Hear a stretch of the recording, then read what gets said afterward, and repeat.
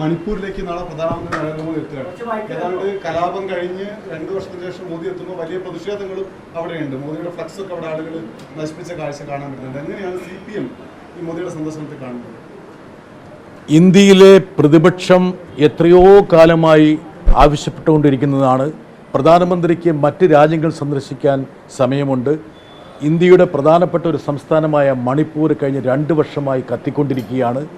അവിടെ ശാന്തിയും സമാധാനവും പുനഃസ്ഥാപിക്കാൻ വേണ്ടി സർവകക്ഷി സംഘത്തെ നയിച്ചുകൊണ്ട് പ്രധാനമന്ത്രി മണിപ്പൂരിലേക്ക് പോകണമെന്ന് ഞങ്ങൾ 2 വർഷമായി ആവശ്യപ്പെട്ടുകൊണ്ടിരിക്കുകയാണ്. എന്തായാലും 2 വർഷത്തെ വലിയ ഇടവേളയ്ക്ക് ശേഷം അദ്ദേഹം അങ്ങ് പോകുന്നു എന്ന് പറയുന്നത് തന്നെ സ്വാഗതാർഹമാണ്. പക്ഷേ അവിടെയുള്ള അസ്വസ്ഥതകളും അതുപോലെ വിയോജിപ്പുകളും അദ്ദേഹം ശ്രദ്ധിക്കുമെന്ന് ഞങ്ങൾ വിചാരിക്കുന്നു. എല്ലാ വിഭാഗത്തെയും സമഭാവനയോടെ ചേർത്ത് നിർത്താനുള്ള ഒരു അവസ്ഥ മണിപ്പൂരിൽ സംജാതമാകണം. അതിന് പ്രധാനമന്ത്രി മേൽക്കൈയെടുക്കണം. അതുപോലെ തന്നെ പ്രതിപക്ഷ കക്ഷികളെ കൂടി അദ്ദേഹം വിശ്വാസത്തിലെടുക്കണം. പാർലമെൻറ്റിൽ ഇതുവരെ മണിപ്പൂരിനെ കുറിച്ച് ചർച്ച നടത്താൻ ഗവൺമെൻറ് തയ്യാറായിട്ടില്ലെന്നുള്ള കാര്യം കൂടി നമ്മൾ ശ്രദ്ധിക്കണം. ഈ നേപ്പാളിലെ അവിടെ കമ്മ്യൂണിസ്റ്റ് നേതാവാണ് ഭരണത്തിന് നേതൃത്വം കൊടുത്തുകൊണ്ടിരുന്നത്. ജനങ്ങളുടെ വലിയ പ്രതിഷേധമില്ല. എങ്ങനെയാണ് ഇന്ത്യയിലെ പാർട്ടി അതിനെ വിലയിരുത്തുന്നത്? ഇല്ല, നമ്മുടെ അതിർത്തി സംസ്ഥാനങ്ങളിലൊക്കെ പല രൂപത്തിലും ഭാവത്തിലുമുള്ള പ്രതിഷേധങ്ങളും കലാപങ്ങളും നടക്കുന്നത് നമ്മൾ കണ്ടു. ഇപ്പം ബംഗ്ലാദേശിൽ മുമ്പ് നമ്മൾ കണ്ടു, ഇപ്പോൾ നേപ്പാളിൽ കണ്ടു. അതിൻ്റെ കാരണം എന്താണെന്നൊക്കെ നമ്മൾ പല രൂപത്തിലും അപഗ്രഥിക്കുന്നുണ്ട്. പക്ഷേങ്കിൽ ഒരു ജനാധിപത്യ പ്രക്രിയയെ അട്ടിമറിക്കുന്ന രീതിയിലുള്ള കലാപങ്ങൾ നമുക്ക് സ്വാഗതം ചെയ്യാൻ കഴിയില്ല. അതേസമയം തന്നെ ജൻസി എന്ന് പറയുന്നവരുടെ ന്യായമായിട്ടുള്ള ആവശ്യങ്ങളും നമ്മൾ അനുഭാവപൂർവ്വം പരിഗണിക്കണം. നമ്മുടെ പ്രധാനപ്പെട്ട ഒരു സൗഹൃദ രാഷ്ട്രമാണ് നേപ്പാൾ. നേപ്പാളുമായി ഇന്ത്യക്ക് എത്രയോ പതിറ്റാണ്ടുകളുടെ ബന്ധമുണ്ട്. അതുകൊണ്ട് അവിടെയുള്ള ചെറിയ അസ്വസ്ഥതകൾ പോലും അത് നമ്മളെ കൂടി ബാധിക്കുമെന്നുള്ള കാര്യം നമ്മൾ മനസ്സിലാക്കണം. അവരുടെ നേതാവ് ആരായിരിക്കണം, അവരുടെ നേതൃത്വം ആരായിരിക്കണം, ഗവൺമെൻറ് ആരായിരിക്കണം എന്നൊക്കെ തീരുമാനിക്കാനുള്ള അവകാശം നേപ്പാളിലെ ജനങ്ങൾക്കാണ്. അത് അതുപോലെ സംഭവിക്കട്ടെ. അതേസമയം തന്നെ ഇന്ത്യയും നേപ്പാളും തമ്മിലുള്ള ബന്ധം സുദൃഢമായിട്ട് മുന്നോട്ട് പോകാനുള്ള ഒരു സാഹചര്യം സൃഷ്ടിക്കപ്പെടുമെന്ന് ഞങ്ങൾ വിചാരിക്കുന്നു.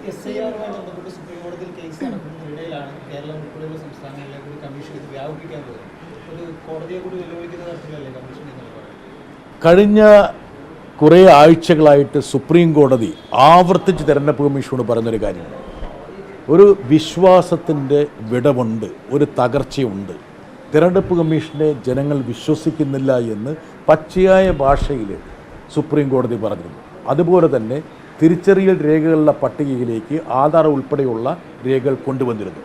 എന്നിട്ട് പോലും തെരഞ്ഞെടുപ്പ് കമ്മീഷൻ ഏകപക്ഷീയമായി രാഷ്ട്രീയ പാർട്ടികളെ വിശ്വാസത്തിലെടുക്കാതെ മുമ്പോട്ട് പോയിക്കൊണ്ടിരിക്കുകയാണ്.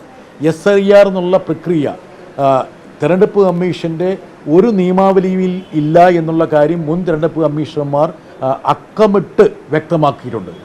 പരിശോധനയുണ്ട്, മറിച്ച് 2-3 പതിറ്റാണ്ടുകളായി വോട്ടർ പട്ടികയുടെ ഭാഗമായിട്ടുള്ള ആൾക്കാരെയൊക്കെ ഇളക്കി മറിച്ച് ഈ വോട്ടവകാശം എന്നുള്ളത് അവരുടെ പരമമായ ഉത്തരവാദിത്തമാക്കുന്ന ഒരു രീതി ഒരു തരത്തിലും അഭിലഷണീയമല്ല എന്ന് മുൻ തെരഞ്ഞെടുപ്പ് കമ്മീഷണർമാരൊക്കെ പറഞ്ഞിട്ടുണ്ട്. അതുകൊണ്ട് തന്നെ BJPയുടെ B ടീം എന്നുള്ള പദവി നിലനിർത്താൻ വേണ്ടിയിട്ടുള്ള ഒരു പ്രക്രിയയുമായിട്ടാണ് തെരഞ്ഞെടുപ്പ് കമ്മീഷൻ മുമ്പോട്ട് പോകുന്നത്. അതിൻ്റെ ഭാഗമായിട്ടാണ് കേരളം ഉൾപ്പെടെയുള്ള സംസ്ഥാനങ്ങളിൽ ഈ തീവ്ര പരിശോധന ആരംഭിക്കാൻ വേണ്ടി കമ്മീഷൻ തീരുമാനിച്ചിരിക്കുന്നത്. ഇന്ന് ഉപരാഷ്ട്രപതി സത്യപ്രതിജ്ഞാ ചടങ്ങിൽ മുൻ ഉപരാഷ്ട്രപതി ജഗദീപ് ധൻഖർ പങ്കെടുത്തിരുന്നു. അദ്ദേഹം രാജിവെച്ചതിന് ശേഷം ശരിക്കും പറഞ്ഞാൽ ആദ്യമായിട്ടാണ് ഇത്ര ഒരു ചടങ്ങിൽ പങ്കെടുക്കുന്നതും പൊതുസദസ്സിൽ എത്തുന്നതും. അപ്പോൾ അദ്ദേഹത്തിന് എന്തെങ്കിലും ആരോഗ്യ പ്രശ്നങ്ങളോ അല്ലെങ്കിൽ മാറി നിന്നതിൻ്റെ കാരണമോ എന്തെങ്കിലും ഇന്ന് സൂചിപ്പിച്ചിരുന്നോ, കാണാൻ പറ്റിയിരുന്നോ? അദ്ദേഹത്തെ കണ്ടിരുന്നു, അദ്ദേഹവുമായി കുശലം പറഞ്ഞു. ഈ പറയുന്ന സത്യപ്രതിജ്ഞയ്ക്ക് ശേഷമുള്ള ചായകുടി സദസ്സിലും അദ്ദേഹം ഉണ്ടായിരുന്നു. സജീവമായി എല്ലാവരുമായിട്ടും അദ്ദേഹം സംസാരിച്ചു, കുശലം പറഞ്ഞു. പലരും അദ്ദേഹത്തിൻ്റെ പക്കലേക്ക് വന്ന് എങ്ങനെയുണ്ട് എന്നൊക്കെ ചോദിക്കുന്നുണ്ടായിരുന്നു. യഥാർത്ഥത്തിൽ ഇന്നത്തെ ആ ചടങ്ങിലെ എന്താ പറയുക, ഷോ സ്റ്റീലർ അല്ലെങ്കിൽ ഷോ സ്റ്റോപ്പർ എന്നൊക്കെ പറയുന്നത് മുൻ ഉപരാഷ്ട്രപതി ജഗദീപ് ധൻഖറായിരുന്നു. അദ്ദേഹത്തിന് ഒരു ആരോഗ്യ പ്രശ്നവും ആർക്കും കാണാൻ കഴിഞ്ഞില്ല. അതുകൊണ്ട് തന്നെ പലരും ഞങ്ങളുടെ ഒപ്പം ഇരുന്ന പല ആൾക്കാരും തമാശയ്ക്ക് പറയുന്നുണ്ടായിരുന്നു, സ്ട്രെച്ചറിലാണോ വന്നത്, വീൽ ചെയറിലാണോ വന്നത്, ആംബുലൻസ് എവിടെയെന്നൊക്കെ വളരെ നർമ്മത്തോടു കൂടി ചോദിക്കുന്നുണ്ടായിരുന്നു. അദ്ദേഹത്തിൻ്റെ ആരോഗ്യം ഇതുപോലെ നിലനിൽക്കട്ടെ എന്നാണ് ഞാൻ ആഗ്രഹിക്കുന്നത്. പക്ഷേ ഗുരുമൂർത്തി പറഞ്ഞതുപോലെ ആരോഗ്യമല്ല, ആരോഗ്യേതരമായ കാരണങ്ങളാണ് എന്നുള്ള കാര്യം ഇന്നത്തെ അദ്ദേഹത്തിൻ്റെ വരവോടുകൂടി അടിവരയിട്ടപ്പെട്ടിരിക്കുകയാണ്. പ്രത്യക്ഷത്തിൽ അങ്ങനെ ഒരു പ്രശ്നമുള്ള ആൾക്ക് അങ്ങനെ ഒരു സദസ്സിലേക്ക് വരാൻ പറ്റുമോ? അത് മാത്രമല്ല, അദ്ദേഹം രാജിവെച്ച ശേഷം അദ്ദേഹം ആദ്യമായി ഒരു പരസ്യ പരിപാടിക്ക് വരുന്നത്, ഒരു പൊതുപരിപാടിക്ക് വരുന്നത് അദ്ദേഹത്തെ നിഷ്കാസിതനാക്കി ആ കസേരയിൽ മറ്റൊരാളെ ഇരുത്താൻ വേണ്ടിയിട്ടുള്ള സത്യപ്രതിജ്ഞയ്ക്കാണ് എന്നുള്ളത് വളരെ കൗതുകരമായൊരു കാര്യമാണ്. ഒരുപക്ഷെ എല്ലാവരും ചർച്ച ചെയ്യുന്നൊരു കാര്യമാണ്. പക്ഷേ വളരെ സ്പോർട്സ്മാൻ സ്പിരിറ്റോടെ അദ്ദേഹം വന്നു. പുതുതായി സത്യപ്രതിജ്ഞ ചെയ്ത ആളെ അദ്ദേഹം ആശ്ലേഷിച്ചു, അദ്ദേഹത്തിന് എല്ലാ അനുഗ്രഹങ്ങളും കൊടുത്തു, എല്ലാവരുമായിട്ട് കുശലം പറഞ്ഞു, അദ്ദേഹത്തിൻ്റെ മുൻ സഹപ്രവർത്തകരുമായിട്ട് സംസാരിച്ചു, ഞങ്ങളെപ്പോലുള്ള ആൾക്കാരെയൊക്കെ ചേർത്ത് നിർത്തി അദ്ദേഹം പല കാര്യങ്ങളും ചോദിച്ചു. ഞാൻ വീട് മാറി, ഇനി നമുക്ക് കാണണം എന്നൊക്കെ അദ്ദേഹം കൃത്യമായി പറഞ്ഞു. അദ്ദേഹത്തിന് ഒരു ആരോഗ്യ പ്രശ്നം ഉള്ളതായിട്ട് ആർക്കും തോന്നിയിട്ടില്ല. എനിക്ക് തോന്നുന്നില്ല, പ്രധാനമന്ത്രിക്ക് പോലും തോന്നാൻ സാധ്യതയില്ല. അല്ല, കേന്ദ്രത്തിൻ്റെ വാദം തെറ്റാണെന്നുള്ള കാര്യം കേന്ദ്രത്തെ നയിക്കുന്ന RSSൻ്റെ വളരെ പ്രധാനപ്പെട്ട ഒരു വ്യക്തി ഗുരുമൂർത്തി തന്നെ പരസ്യമായിട്ട് പറഞ്ഞിരുന്നില്ലേ? ഇനി അതിൻ്റെ അപ്പുറത്തൊരു സാക്ഷ്യപത്രം നമുക്ക് വേണ്ടതില്ലല്ലോ. പക്ഷേ ആ സാക്ഷ്യപത്രത്തിന് കുറേയും കൂടി മികവും നൽകാൻ വേണ്ടിയായിരിക്കണം അദ്ദേഹം വളരെ കൃത്യമായിട്ട് ഇന്ന് ചടങ്ങിൽ അദ്ദേഹത്തിൻ്റെ ഭാര്യയോടൊപ്പം തന്നെ അദ്ദേഹം എത്തിയത്. അത് മാത്രമല്ല, ചടങ്ങ് കഴിഞ്ഞിട്ട് പലരും പോയെങ്കിൽ പോലും അദ്ദേഹം പോയില്ല. അദ്ദേഹം അവിടെയുള്ള സെറമോണിയൽ ചായ സൽക്കാരത്തിൽ പങ്കെടുത്തു. ആ ചായ സൽക്കാരത്തിൽ അദ്ദേഹം വന്ന ആൾക്കാരൊക്കെ ആയിട്ട് കുശലം പറഞ്ഞു, പലരുമായിട്ട് സംസാരിച്ചു. ഞങ്ങളൊക്കെ പോയ ശേഷവും അദ്ദേഹം അവിടെ നിൽക്കുന്നത് ഞാൻ കണ്ടു. ബിജെപിക്ക് ഒരു ദേശീയ അധ്യക്ഷൻ സമയമൊക്കെ അതിക്രമിച്ചിരിക്കുകയാണ്. ഈ ഉപരാഷ്ട്രപതിയൊക്കെ രാജിവെക്കുന്നത് ഈ പാർട്ടിക്കകത്തിന്റെ BJP പോലുള്ളൊരു രാഷ്ട്രീയ പാർട്ടിയെക്കുറിച്ച് ഞാൻ അഭിപ്രായം പറഞ്ഞ കാര്യമില്ല. അത് അവരുടെ കാര്യമല്ലേ. അവർക്ക് പ്രസിഡന്റ് ആകാം, പ്രസിഡന്റ് ആകാതിരിക്കാം, അത് വൈകാം, അത് അവരുടെ ഒരു കാര്യമായിട്ട് കണ്ടാൽ മതി. ഒരു കാര്യം, കേരളത്തിൽ മറ്റ് പാർട്ടികളോ മുന്നണികളോ ചെയ്താൽ ഇതുപോലെ ചോദ്യം വരില്ല. ഈ അയ്യപ്പ സംഗമത്തിന് പിന്നാലെ ന്യൂനപക്ഷ കൂട്ടായ്മ, അതിൻ്റെയൊക്കെ ആവശ്യം ശരിക്കും ഉണ്ടോ കേരളം? അല്ല, അങ്ങനെയല്ലല്ലോ അത്. എന്താ കാരണം വെച്ചാൽ എല്ലാ വിഭാഗങ്ങളുമായിട്ടുള്ള ഒരു ഡയലോഗല്ലേ. എന്താ കാരണം വെച്ചാൽ ഇപ്പോൾ കേരളത്തിൽ ന്യൂനപക്ഷ കമ്മീഷനുണ്ട്, ന്യൂനപക്ഷ വകുപ്പുകളുണ്ട്. ഇപ്പോൾ അയ്യപ്പ സംഗമം എന്ന് പറയുന്നത്, അയ്യപ്പൻ എന്ന് പറയുന്നത് അല്ലെങ്കിൽ ശബരിമല എന്ന് പറയുന്ന ഏതെങ്കിലും മതത്തിൻ്റെയാണോ? അത് സർവ്വമതമല്ലേ. അവിടെ വാവരെ കണ്ടിട്ടല്ലേ പോകുന്ന ആൾക്കാർ. എല്ലാ മതക്കാർക്കും പോകാമല്ലോ. ആർക്കെങ്കിലും അവിടെ വിവേചനമുണ്ടോ? അത് നമ്മൾ മനസ്സിലാക്കേണ്ട കാര്യം, ഞാൻ ഈ പാർലമെൻറ്റ് കമ്മിറ്റിയുടെ ഭാഗമായിട്ട് പല സ്ഥലങ്ങളിലും പോകുന്നതാണ്. ഇപ്പോൾ തിരുപ്പതി നോക്കുക, മറ്റ് സ്ഥലങ്ങളിൽ പോവുക, വൈഷ്ണവതി വേദി പോവുക, ഇപ്പോൾ അയോധ്യ ഡെവലപ്പ് ചെയ്ത് നോക്കുക. ഈ തീർത്ഥാടന കേന്ദ്രങ്ങളൊക്കെ വലിയ വികസനത്തിന് വേദിയായിക്കൊണ്ടിരിക്കുകയാണ്. ഇപ്പോൾ തിരുപ്പതിയുടെ വികസനത്തിൻ്റെ ഭാഗമായിട്ട് അവിടെ 5 സ്റ്റാർ ഹോട്ടലുകൾ നിർമ്മിക്കാൻ വേണ്ടി ഒബറോയ് ഉൾപ്പെടെയുള്ള ആൾക്കാരെ ആന്ധ്രാപ്രദേശ് ഗവൺമെൻറ് ക്ഷണിച്ചു വരുത്തിക്കൊണ്ടിരിക്കുക.